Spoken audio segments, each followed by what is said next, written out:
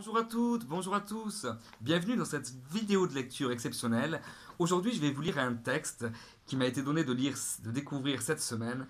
Et ce texte, c'est le texte Mon journal secret. Si je vous dis Mon journal secret, vous me dites François Corbier. C'est pas d'extrait de celui-ci, ce sera peut-être sur un nouveau, on l'espère.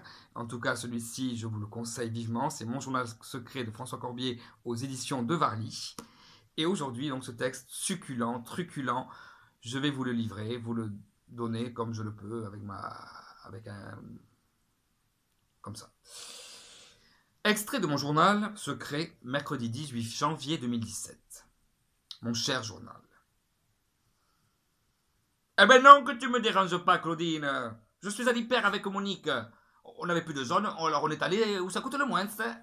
Tu as un souci que tu m'appelles en plein après-midi, ma belle? La voiture a pu démarrer. C'est la Smart. Tu as mis la clé et elle s'allume pas. Oui, c'est certainement la batterie.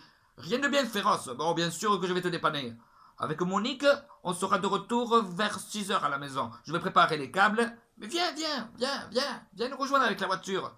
Je te la démarrerai. La voix s'enlaille. L'olive et le pastis.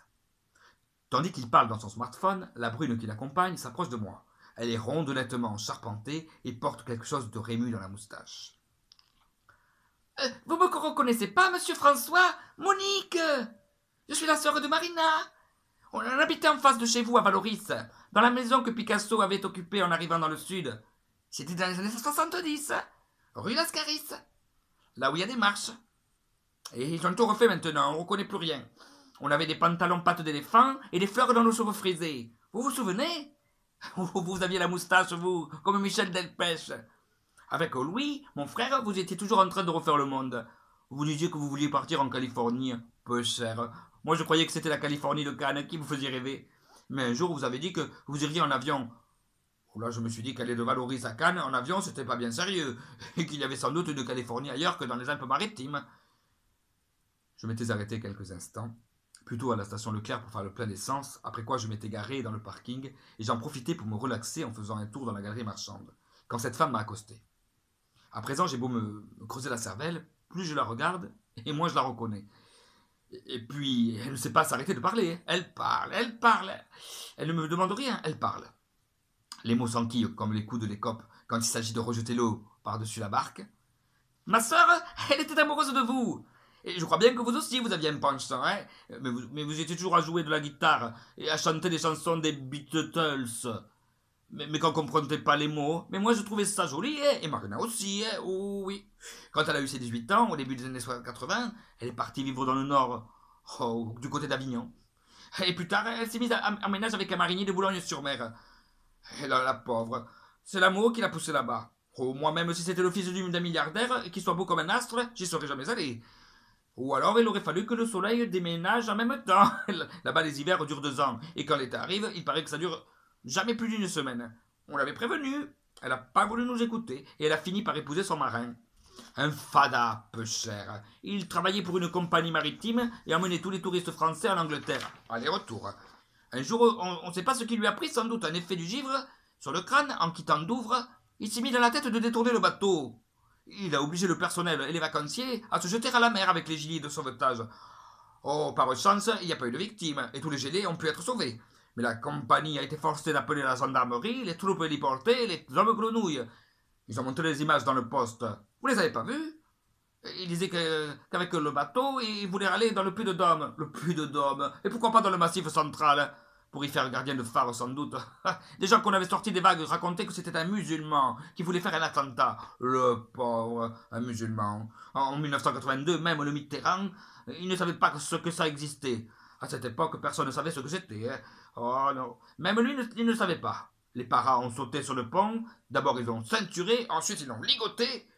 Et pour finir, il a été embarqué avec des menottes. Il est resté 3 ans à dormir dans une cellule avec des repris de justice qui lui ont appris à jouer à la belote, en attendant de passer au tribunal, qui l'a condamné à 5 ans de prison. Quand il en est sorti, 15 jours plus tard, Marina lui a dit qu'elle voulait plus le revoir. Elle a demandé le divorce. Lui, il n'a rien dit. D'ailleurs, depuis cette époque, il ne parle plus du tout. Ou alors il répète tout le temps « c'est un flour, c'est un flour, c'est un flour » et rien d'autre. Pour moi, il a plus sa tête à lui. Hein. J'en ai parlé avec monsieur le curé. Il m'a dit que c'était le sang qui guérit les oreilles. Si ça se trouve, il est devenu sourd. Et si c'est pour ça qu'il ne répond pas aux questions. Je me demande si cette brave dame va parvenir un jour à cesser de parler. Si rien ne me vient à l'interrompre, je sens qu'à la fermeture des portes de l'hyper, nous serons toujours dans cette galerie marchande, elle à me raconter les aventures de sa famille, moi à faire le type intéressé par ces histoires. Et vous me demandez pas des nouvelles de Louis? Et vous vous entendiez bien tous les deux? Mon Dieu, ce que vous avez pu faire les sottises quand vous étiez ensemble. Eh ben il est mort, le pauvre. Eh oui, c'est pas de sa faute, noté. Un jour il s'est bagarré contre un autobus et il a perdu. Comme il n'avait pas d'enfant et qu'il n'était pas marié, ça ne va rien toucher. Ni ses petits, peu cher. Et nous, il nous est resté des larmes pour pleurer. Il vivait dans un quartier d'HLM de Marseille, dans un appartement avec les murs tellement fins qu'on entendait tous des voisins. Jamais j'aurais voulu y habiter. Hein. Ah non, si on était allé vivre là-bas quand on se disputait avec mon mari, on aurait été obligé de le faire à voix basse. Hein. Comme le vieux cimetière il était plein, lui, on l'a mis au nouveau. Au Saint-Bernard. Au début, j'ai cru que c'était celui des toutous et qu'on allait nous obliger à lui mettre autour du cou un petit tonneau. On ne s'y reconnaît plus, hein. Ah non, non, non, non, non. Il m'en manque bien. Aller Marina avec Macrina chez les Esquimaux et lui au cimetière, on ne s'y reconnaît plus. En plus, les voisins ont déménagé. Il y a même à côté de chez nous une boucherie orientale. Je me demande bien qui y va. Ici, il n'y a pas de Chinois, hein. Vous avez bien fait de quitter Valoris. Hein. Allez, il n'y a même plus de potier. Les sculpteurs sont partis ailleurs, il n'y a plus que des fast-food. Picasso est mort, et Jean Marais aussi. C'est plus notre ville, c'est un cimetière. Oh, il faut que je vous quitte. Je vois mon mari qui me fait des signes pour que je l'aide à pousser le caddie. J'espère qu'on se reverra, monsieur François. On s'embrasse? J'ai fait oui avec la tête. On s'est fait la bise. Je l'ai suivi du regard en rejoignant son époux. J'ai vu qu'elle me montrait du doigt. Il m'a regardé avec des yeux comme des toupies. Elle a sans doute commencé à lui raconter notre vie de gamin à Valoris. J'ai tourné la tête et je suis allé récupérer